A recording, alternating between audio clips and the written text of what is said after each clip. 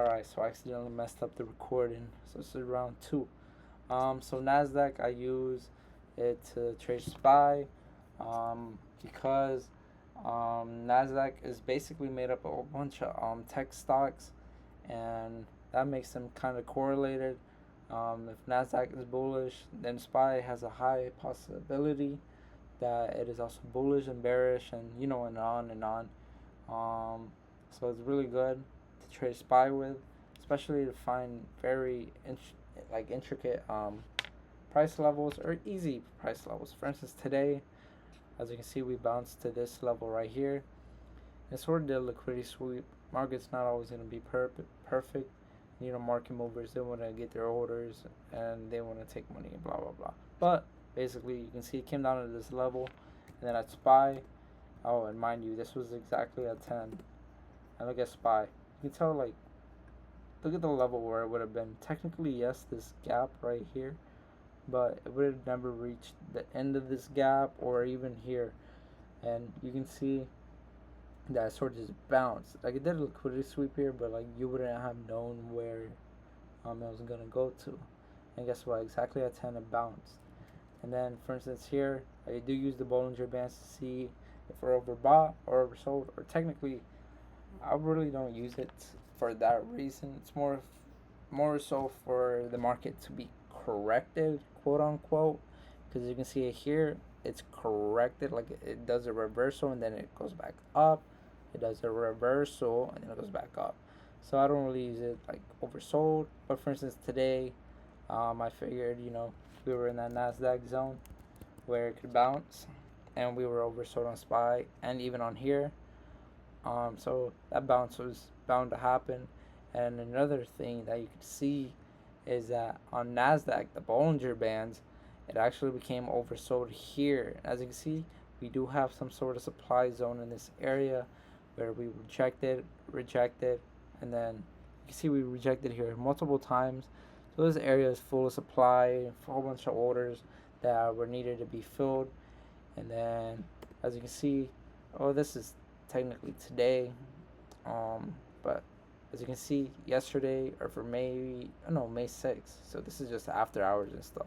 So May 6th, you can see we're oversold. And then look at SPY. You can see here the Bollinger Bands was way up here. We weren't really doing anything with the Bollinger Bands except that we're going down. It tried reaching that medium level, but they couldn't do it. And then guess what happened at 12:15? It started going down, and then we used the NASDAQ levels. We go back up to here, and as you can see here, NASDAQ levels right here, the breakup structure, the retracement right here, and guess what happened? We got a large push up, and then it came back into the supply zone right here, and then it fell back again. Whereas SPY, it wasn't really too obvious where we were gonna bounce, because you can see it went down a little bit. NASDAQ, as soon as it touched that level, it started going up, and then as soon as the NASDAQ started going down, we can see we got that end of day flush. That's basically it. How you would use it. Just look for levels where we're overbought or oversold, or levels where it bounced before. Where we could go and whatnot. For instance, okay, now NASDAQ is bullish. Okay, SPY, you know what?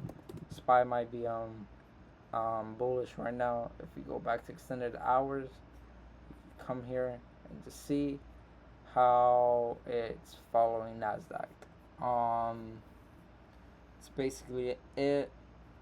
And I'm pretty sure if you pay for the level 2 or whatever data plan it is, the essential one I think that I have, but I also pay for the NASDAQ price.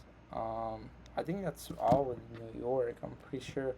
So you should have these available if you pay for TradingView. I'm not sure about the futures, but this one right here is real time.